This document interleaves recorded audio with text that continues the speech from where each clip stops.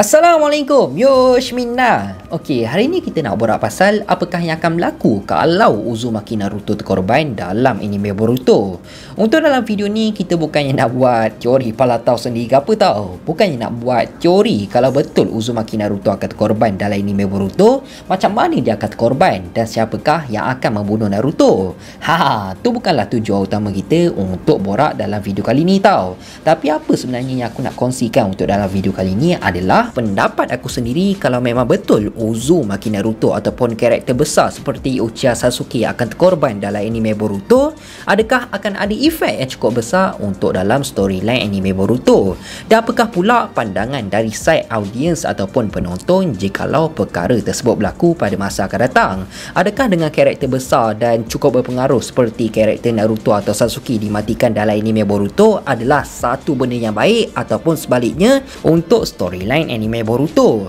Jadi macam biasa, semua ni hanyalah pendapat aku semata, dan kalau korang tak bersetuju ataupun korang ada pendapat lain ke apa, just drop je komen dekat bawah, ok? Aku akan bagi pendapat, tak akan ada berat sebelah ke apa ataupun nak memburukkan mana-mana pihak. Jadi tanpa melengahkan masa, jom kita start sekarang. Ok guys, sebelum kita sambung lain video, aku nak shout dekat satu channel iaitu Yusof Grealish.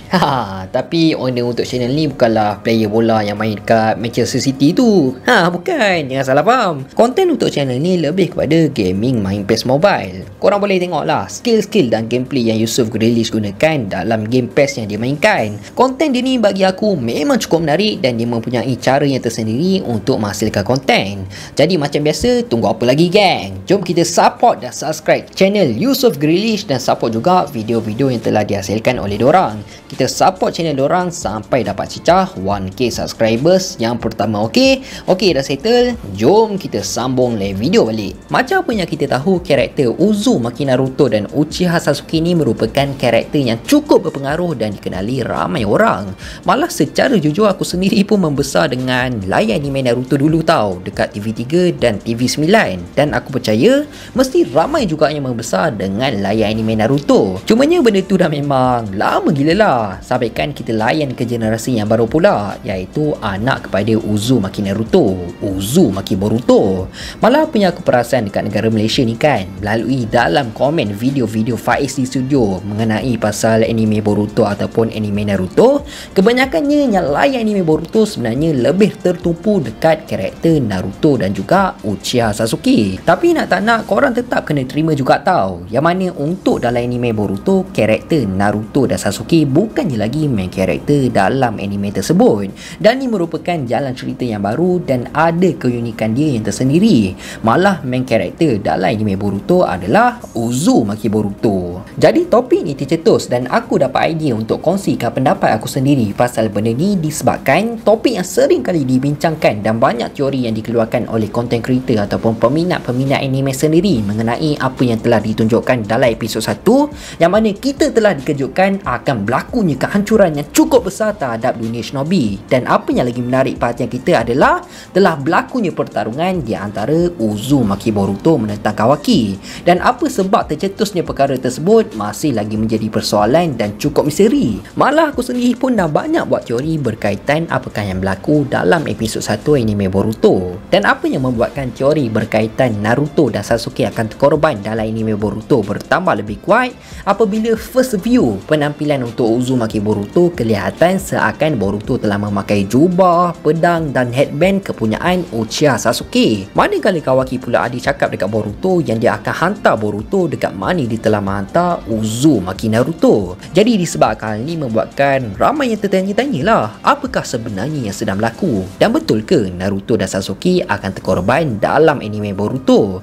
Padahal untuk storyline semasa kita dapat tengok Kawaki bukan main sayang lagi dekat Naruto kan, sampaikan dia sanggup korbankan diri dia bagi untuk memastikan keselamatan Naruto. Tapi semua tu tak apalah, kita tolak tepi je dulu berkaitan pasal hal tersebut, sebab kita bukannya nak buat teori memang betul ke Kawaki yang akan membunuh Uzumaki Naruto. Jadi bagi pendapat aku yang pertama untuk side anime Boruto dulu, apakah yang akan berlaku jikalau Naruto ataupun Sasuke terkorban pada satu hari nanti?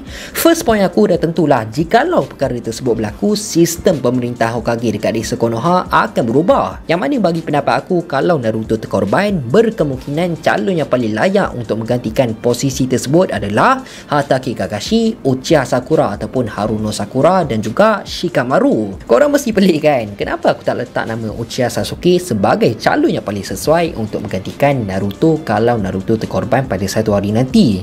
Benda ini disebabkan dari segi kekuatan, tak dinafikan kekuatan Uchiha Sasuke memang 100% layak untuk menjadi seorang Hokage. Tapi bagi pendapat aku, peranan sebagai seorang Hokage bukanlah untuk Uchiha Sasuke. Sebab kita pun tahulah perwatakan dan peranan Sasuke ni macam mana kan untuk dalam anime Naruto dan juga anime Boruto. Watak Sasuke ni dah memang sesuai gila untuk menjadi Shadow Hokage. Lagi-lagi dengan misi yang dia selalu buat dan jalan ninja yang Sasuke pilih, dah memang ngam gila dengan peranan dia sebagai Shadow Hokage yang akan menjadi pelindung untuk desa Konoha selepas Hokage. Malah kalau nak cakap, Konohamaru adalah shinobi yang paling layak untuk menggantikan Naruto kalau ada apa-apa yang berlaku terhadap Naruto. Bagi aku, dengan level kekuatan Konohamaru sekarang ni masih lagi belum mencapai KPI ataupun standard sebagai seorang Hokage. Dan aku nak ingatkan, bukannya semua karakter yang mempunyai cita-cita ingin menjadi seorang Hokage akan layak menjadi Hokage. Ramai je karakter yang mempunyai impian untuk menjadi seorang Hokage. Sebagai contoh macam Nawaki, Katodan dan karakter-karakter yang lain, karakter diorang ni telah pun terkorban sebelum berjaya mencapai cita-cita diorang. Aku tak nafikan tau, mungkinlah satu hari nanti Konohamaru akan layak menjadi seorang Hokage, tapi bukannya dengan tahap kekuatan yang dia ada sekarang. Kita tengok pula kenapa tiga calon yang aku bagi tadi tu layak untuk menjadi seorang Hokage. Disebabkan walaupun Kakashi dah memang bersara dan memang malas nak masuk campur lagi pasal hal-hal ni, tapi kalau tiba-tiba keadaan dah memang darurat seperti situasi selepas Hokage keempat mati dan Hokage ketiga buat comeback untuk memikul tanggungjawab sebagai seorang Hokage semula, jadi aku rasa situasi ni boleh berlaku untuk karakter Hatake Kakashi disebabkan dia memang mempunyai pengalaman sebagai seorang Hokage dan boleh dikatakan Hatake Kakashi masih lagi muda. Untuk Shikamaru pula, disebabkan dia mempunyai otak yang cukup bijak dan dia dah memang tahu selok-belok kerja-kerja sebagai seorang Hokage. Untuk Sakura pula, mungkinlah ramai yang tak bersetuju dengan pendapat aku ni disebabkan Sakura ni kan dah memang dikenali dengan gelaran beban abadi.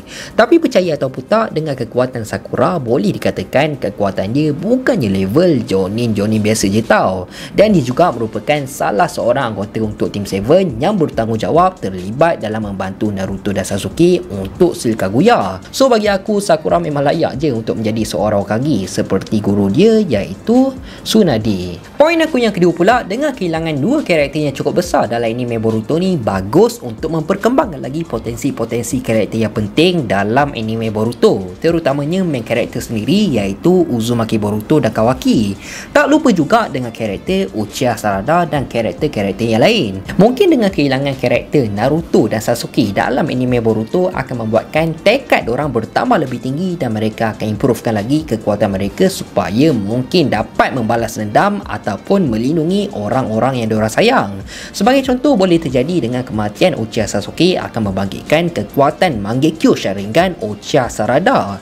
Sebab kita pun tahulah, setiap kebangkitan untuk kekuatan mata Sharingan ni akan berlaku secara berperingkat dan bermain dengan emosi pengguna. Malah bukan tu je tau, mungkin boleh terjadi dengan kematian salah seorang karakter tersebut merupakan asbab Boruto akan lebih bernekat untuk meneruskan perjuangan sebagai seorang shinobi dan akan menjadikan beliau bertambah lebih matang untuk memilih jalan ninja dia yang tersendiri. Tambahan dari pandangan aku sendiri, aku rasa benda ni memang patut berlaku pun tau. At least salah seorang dari karakter Naruto ataupun Sasuke perlu dikorbankan.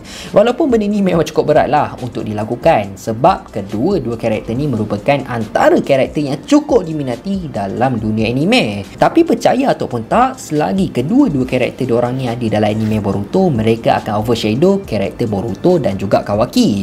Jadi bagi aku, daripada korang menganggap karakter diorang makin di-nerfkan ke apa, lebih baik karakter diorang ni dimatikan dengan cukup epic ataupun secara terhormat dan bakal membuatkan momen tersebut menjadi satu momen yang cukup emosional sampaikan kita tak boleh lupa akan karakter mereka. Bukannya karakter diorang ni dimatikan hanya disebabkan tercekik ramen ke apa tau.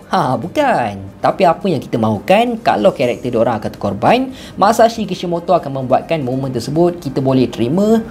Ya, macam ni lah apa yang kita mahukan kalau Wira dunia Shinobi terkorban. Dan selepas dia itu dah tentulah akan lebih fokus dekat main karakter dalam anime Boruto. Poin aku yang ketiga, secara ringkas benda ni akan bagi satu impak yang cukup besar terhadap dunia Shinobi.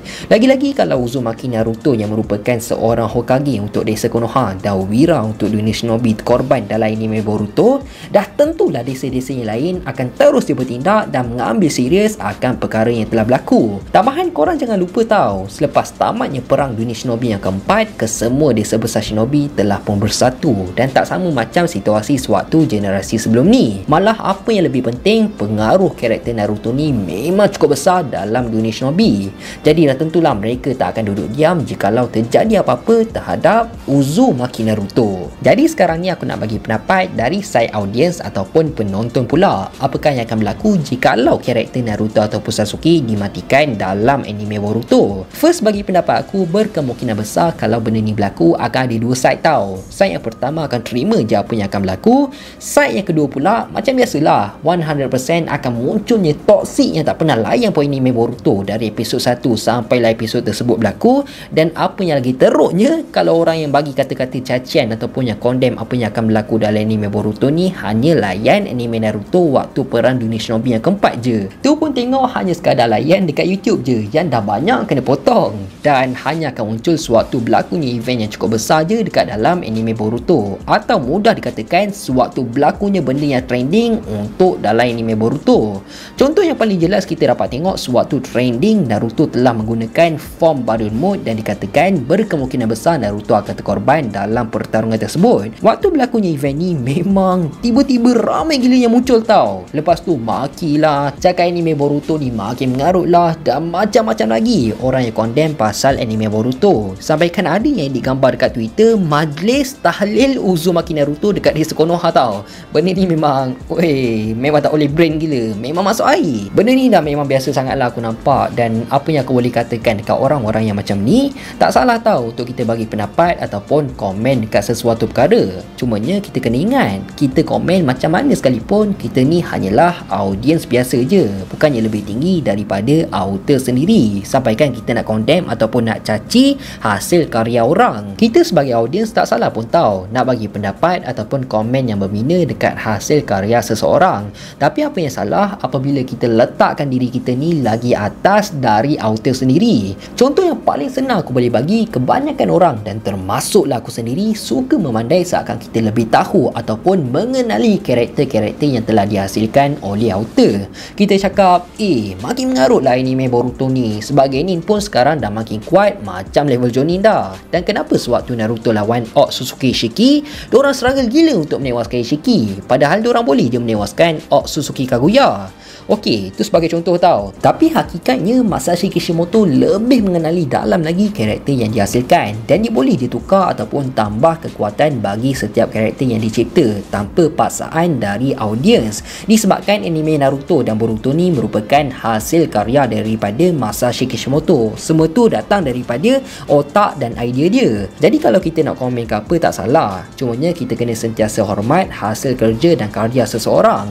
Malah apa yang lagi penting, kita ni hanyalah audiens biasa je, bukannya lebih atas daripada Masashi Kishimoto. Manakala yang boleh terima apa yang bakal berlaku dalam anime Boruto, aku beranggapan dorang mempunyai mindset yang sama macam apa yang aku cakap tadi. Ni adalah permulaan untuk storyline anime Boruto dan kita kena terima Naruto dan Sasuke bukannya lagi main karakter dalam anime Boruto. Ni merupakan generasi yang baru, jalan cerita yang baru dan main karakter yang baru. So dah tentulah kita mahukan kelainan daripada daripada anime Naruto dulu. Takkanlah kita nak plot yang sama je berulang lagi kan. Poin aku yang kedua pula, benda ni memang akan bagi kesan yang cukup besar terhadap peminat-peminat anime Naruto yang membesar dengan layar anime Naruto dulu. Dan disebabkan hal ni juga, mungkin akan ada satu kesan positif dan satu lagi kesan negatif dalam anime Boruto. Secara ringkas, kita start dari kesan positif dulu lah tau. Sebab benda baik kan perlu didahulukan.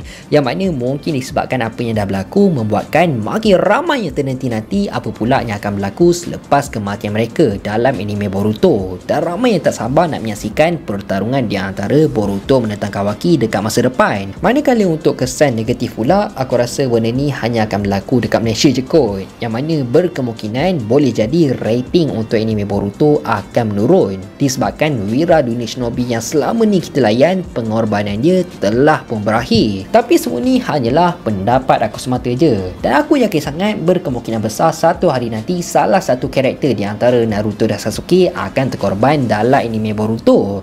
Tapi bukanlah dalam masa yang terdekat tau. Dan berkemungkinan juga selepas dia benda tersebut berlaku, pace untuk dalam anime Boruto akan lebih bertambah hype dan plot pasti akan bertambah lebih menarik berbanding storyline anime Boruto sebelum ni.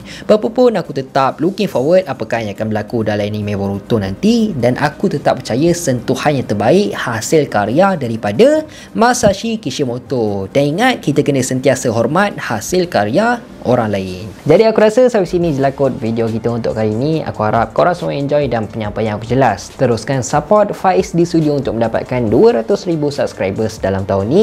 Aku nak minta maaf kalau aku ada buat salah, tersilap cakap, terkasar bahasa. Aku nak minta maaf sangat. Aku hanya manusia biasa, tak lari daripada kesilapan. InsyaAllah kita jumpa dalam next video. Assalamualaikum, bye bye.